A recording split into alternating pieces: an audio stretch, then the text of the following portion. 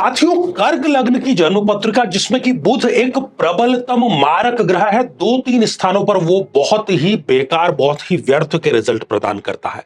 यदि बुध देव लग्न में ही विराजमान हो और इसको बुध की दशा चल रही है तो स्वयं ही ऐसे निर्णय लेगा, स्वयं ही आत्मघाती निर्णय ये ले लेगा। अच्छी खासी जिंदगी में कैसे बर्बाद होना है स्वयं अपने निर्णय ये ले लेता है। यदि सप्तम भाव में बुध देव विराजमान हो जाएं तो ये व्यक्ति का विवाह संपन्न होने नहीं देते, और संपन्न किसी तरह हो भी जाए तो उसको तलाक की कगार पर ला करके ही छोड़ते हैं बुध की दशा अंतर दशा में। साथियों, यदि बुध देव इस कर्म भाव में विराजमान हो जाए तो स्टेबिलिटी क्या होती है, फाइनेंशियल स्टेबिलिटी क्या होती है, ये समझता ही नहीं है व्यक्ति। कई बार तो 40-50 साल तक की आयु में व्यक्ति एक एक पैसे के लिए मोहताज होता है। अच्छे खासे बिजनेस को कैसे डुबोना है, ये बुध की दशा अंतरदशा इनको जरूर बतला देती है।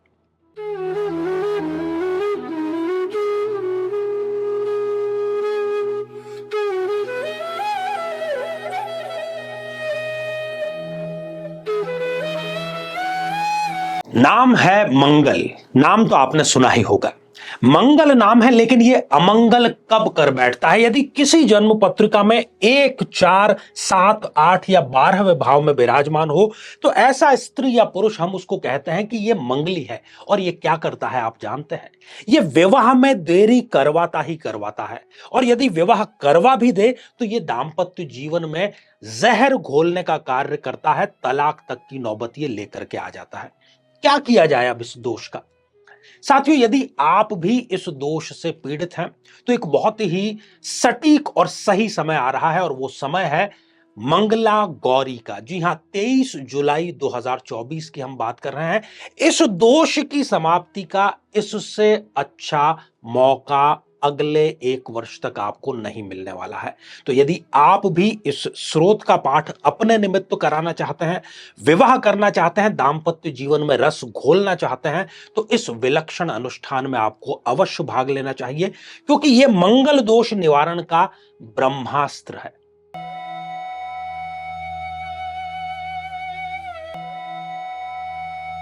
तो मेरे बहुत ही प्रिय और बेहद सम्मानित साथियों, हृदय की असीम गहराइयों से अभिनंदन, बहुत बहुत हार्दिक स्वागत।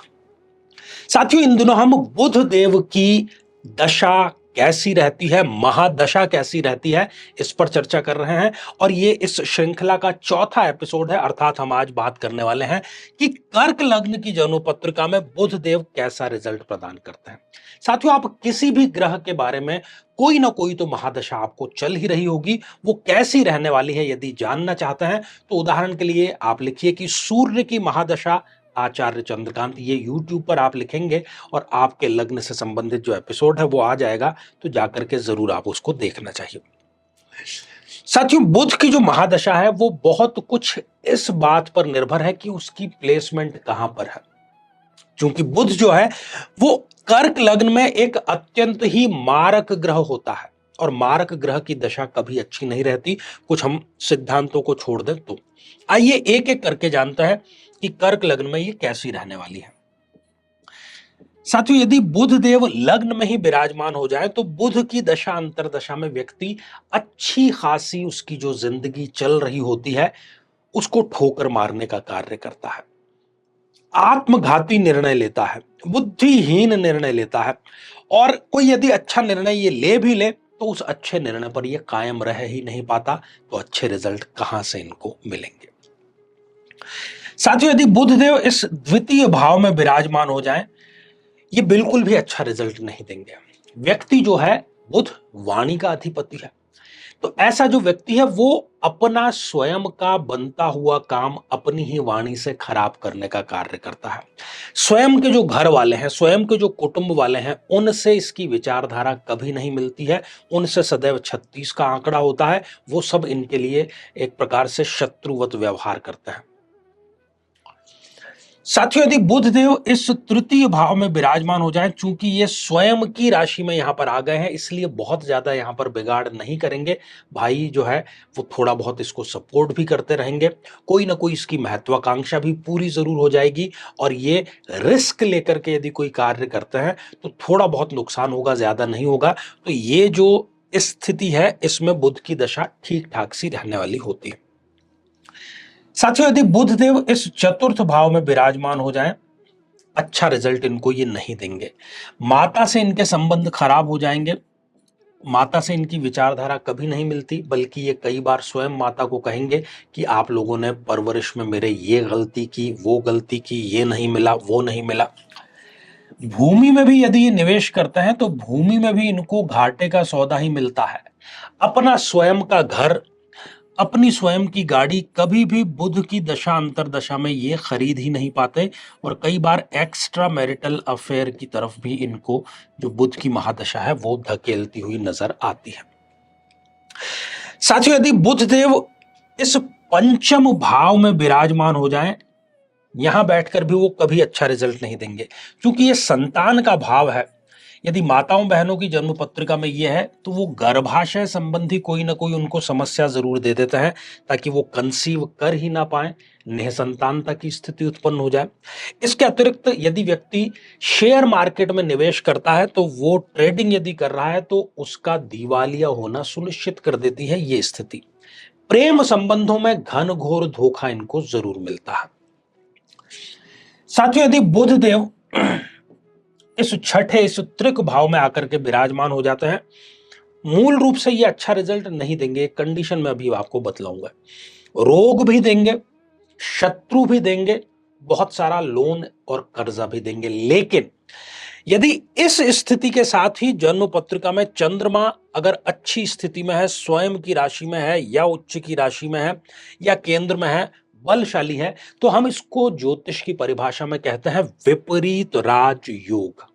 जिसकी महादशा चल रही है वो त्रिक, क्योंकि त्रिक हाउस का स्वामी है बुध, इस जन्म पत्रिका में 12th हाउस का लॉर्ड है और छठे भाव में बैठा है। तो त्रिक भाव का स्वामी त्रिक में बैठ जाए और लग्नेश ताकतवर स्थिति में हो, यदि ऐसी स्थिति है तब फिर बुध की दशा इनके जीवन की एक सर्वोत्तम दशा होगी। साथियों, बुध देव यदि इस सप्तम भाव में विराजमान हो, सही समय पर शादी होगी ही नहीं। रिश्ते आएंगे, 2 कदम आगे बढ़ेंगे, वहीं पर समाप्त हो जाएंगे। इस प्रकार का ये जो सिलसिला है ये चलता चला जाएगा। और किसी प्रकार से यदि शादी हो भी जाए इनकी, तो दाम्पत्य जीवन में कभी भी ऐसा दिन नहीं गुजरेगा, सिंगल डे, जिस दिन पति पत्नी में बहस ना हुई हो। इस व्यक्ति को कभी भी पार्टनरशिप में व्यवसाय या व्यापार नहीं करना चाहिए। साथियों, यदि बुध देव इस अष्टम भाव में विराजमान हो जाए, जो कि एक त्रिक भाव है, झूठे आरोप लगवाना, ससुराल पक्ष से संबंध पूरी तरीके से समाप्त कर देना, सरकारी नौकरी यदि कर रहे हैं तो रिश्वत या दूसरे आरोप में बर्खास्तगी झेलना, घड़ी घड़ी पग पग पर अपमानजनक स्थितियां उत्पन्न होना, छोटी बड़ी जेल यात्रा, नशे का सेवन, ये सारी की सारी जो स्थितियां हैं ये बुध देव की दशा अंतरदशा में इनको जरूर मिलती है। लेकिन यदि चंद्रमा की स्थिति जन्म पत्रिका में ठीक है, उच्च का है या स्वग्रही है, तो फिर विपरीत राजयोग होगा और बुध की दशा इनके लिए जीवन की एक अच्छी दशाओं में से एक होगी। साथियों, यदि बुध देव इस नवम भाव में विराजमान हो जाएं, कभी अच्छा रिजल्ट यहां पर वो प्रदान कर नहीं सकते। भाग्य के जैसे कि दरवाजे बंद हो गए, न केवल दरवाजे बंद हो गए बल्कि उस पर एक बहुत बड़ा ताला लग गया है। व्यक्ति धर्म को नहीं मानता, अधार्मिक बातें करता है और बहुत ही उसकी जो संगति होती है वो नीच और निम्न स्तर के लोगों की होती है, वैचारिक लेवल पर। साथियों, यदि बुध देव इस कर्म भाव में विराजमान हो जाए, अच्छा रिजल्ट कभी भी प्रदान नहीं करेंगे। व्यक्ति पिता को गालियां तक देने वाला होगा, अपने कर्म में वो स्टेबल हो ही नहीं पाएगा। 40-50 साल तक की आयु हो जाने पर भी फाइनेंशियल स्टेबिलिटी उसको प्राप्त नहीं होगी। अपने गांव में, अपने शहर में जाना तो जाएगा, लेकिन कुख्यात ढंग से उसके बुरे कामों के लिए लोग उसको जानते हैं। अनुशासन क्या होता है इसमें वो समझता ही नहीं है।